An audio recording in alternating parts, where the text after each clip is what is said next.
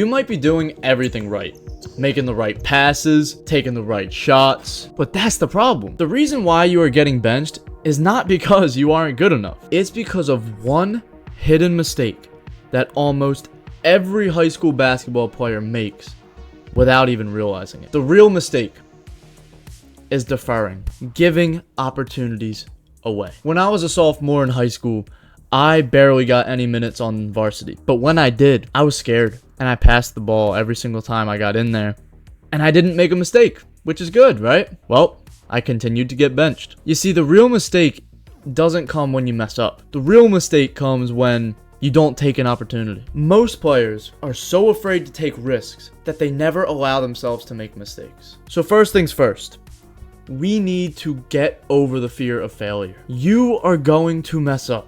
Accept it.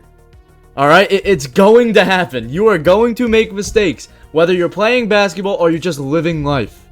Get over that fear. You need to understand that failure is actually the path to success. If you look at the most successful people in the world, you will notice that they failed maybe 100 times more than the average person, but they learned from every single failure. And that's how they grew. Get this in your head right now. I don't care what you do, whether you get a piece of paper and tape it to your wall, however you can remember it, do it.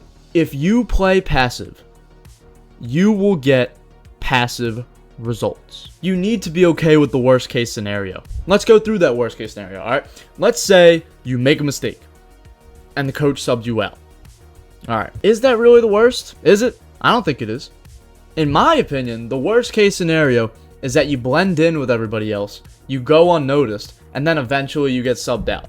You might get subbed out a bit later into the game, but you didn't do anything. And that doesn't build trust between you and your coach. It does nothing. It's a net nothing. But by you going out there, giving it your all, not being afraid of making a mistake, and possibly making one, even though you're getting subbed out, you're learning something. From every mistake, you can take from it the seed of equivalent advantage. My man, life is too short to play it safe. Don't blend in. Stand out. I was talking with one of the players in my community. By the way, top link in the description. You can get access to my community where I can personally help you in your basketball journey. There's an AI jump shot analyzer in there. There's a bunch of courses. There's a workout plan. It's really great. Anyway, one of the members of my community said something that really inspired me. He said, "You know, man, none of my friends are doing what we're doing. All the other guys in here are working hard. Maybe they're waking up at 5 o'clock in the morning to go work out. It's different here." And you know what's really cool about that? Since they're being different, they're going to get different results. And I love to see it. Now, next topic I want to get into is regret. Regret is the enemy.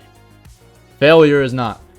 This world has demonized failure as something we should all avoid at all costs. But I disagree. I think failure is a good teacher. You think about it. When you were a kid, if you touched a hot stove, you're not going to do that again, right? But you know what is a real fear of mine? A fear of mine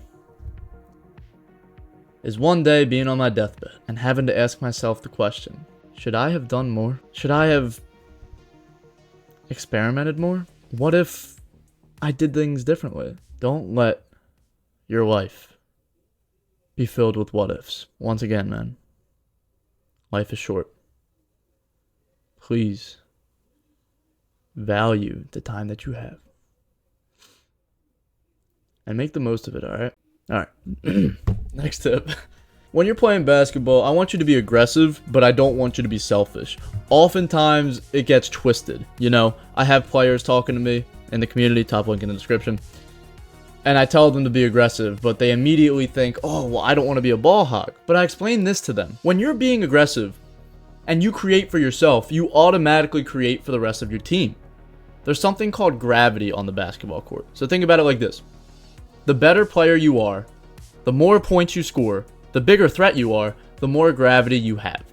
So you pull the defense closer to you. They gravitate to you, which means the other players around you are going to be more open. And also, be aggressive with what you want in life. If you want something, if there's a goal that you want to achieve, be aggressive. Write it down. Work at it every day. And have your eyes on the prize, man. Lock in. Once again, I'm going to mention this again. Passive results come from passive input. If you play passive, you will get passive results. But if you play aggressive, you will get aggressive results. I want you to chase the player that you want to be.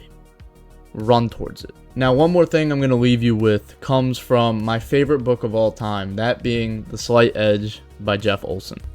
Within the book, Jeff Olson brings up an interesting story. And it's about two frogs. Two frogs fall into a bucket of milk. The one frog says to the other, "Oh, it's over. We're gonna die in this bucket. We're gonna drown in this milk because we can't get out." And the other frog continues to swim.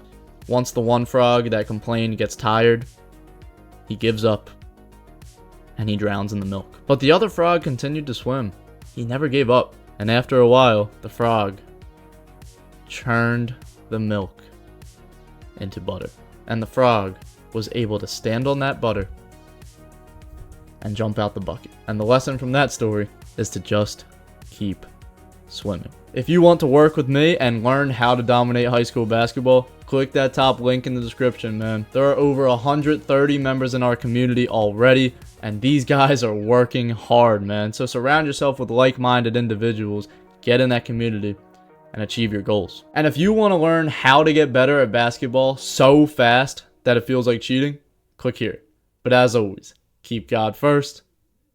Stay blessed, bro. Love y'all, boys.